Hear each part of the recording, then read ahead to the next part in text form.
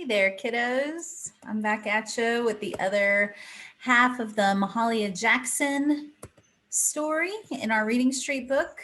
So at this point, you could go ahead and open your Cami in a tab and make sure as I'm going, if you want to, you can stop when you get to an answer that you want to jot down so you don't forget. But today we are starting back on page 434. Yesterday we talked about what is the blues, and today we are actually getting into the life and legend that is Mahalia Jackson. So let's go ahead to page 434. And then we start reading on 435. It says Mahalia Jackson, 1911 to 1972, was not a blues singer. She sang church songs, gospel, but she knew blues and brought the blues feeling into church music. Other people like Ray Charles and Aretha Franklin grew up singing gospel too, but they took the gospel feeling and put it into the blues. The words in a gospel song and the words in the blues will be different, but both can make you start moaning like you've just bitten into the best fried chicken anybody ever made. So that's why you have to know about Mahalia Jackson. Even if she didn't sing the blues, she learned a lot from listening to blues singers, and blues singers have learned a lot from listening to her sing gospel. Mahalia grew up in New Orleans, Louisiana, the city where jazz was born and where there still is more good music and good food per block than any place in the world. Her father worked on the docks during the day loading bales of cotton on boats, was a barber at night, and a preacher on Sundays. When Mahalia was 5 years old, her mother died. Her father took her to live with Mahalia Paul, an aunt who lived nearby, and the woman for whom Mahalia Jackson was named.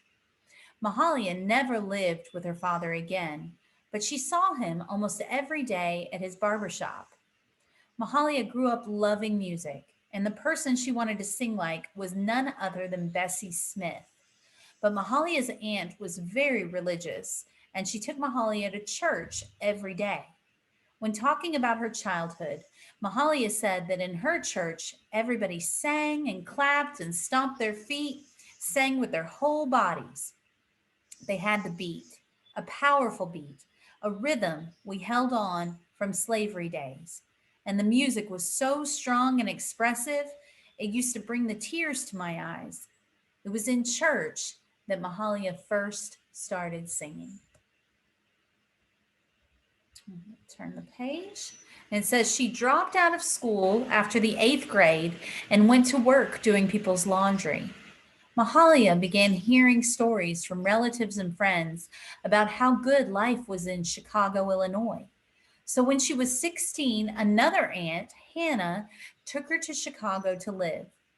Once there, Mahalia joined a gospel group and a church choir while working during the day as a maid in hotels. It was in Chicago that Mahalia got the chance to see her idol, Bessie Smith, who came to town to put on a show. Years later, Mahalia remembered that Bessie filled the whole place with her voice, and I never went home until they put us out and closed up for the night.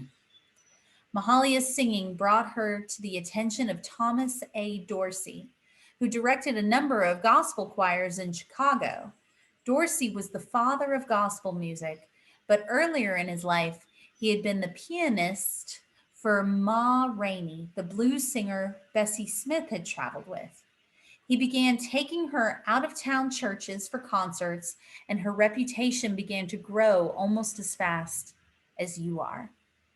In 1946, Mahalia's first record was released.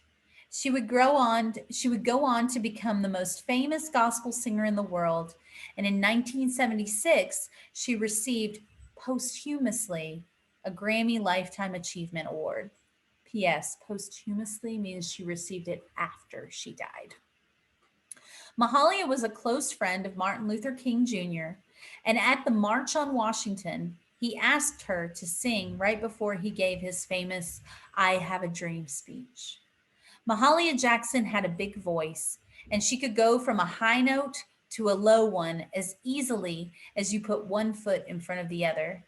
She could hold a note until you thought she would run out of breath, and she could put together a lot of notes in a line of music that would take your breath away. And she did it as easily as a cloud floats across the sky. When I was a teenager, I was attending a meeting in Chicago with my church youth group. Mahalia came to our meeting and sang a few songs. I knew who she was, and I'm sorry now that I didn't have sense enough to appreciate listening to one of the greatest singers of the 20th century.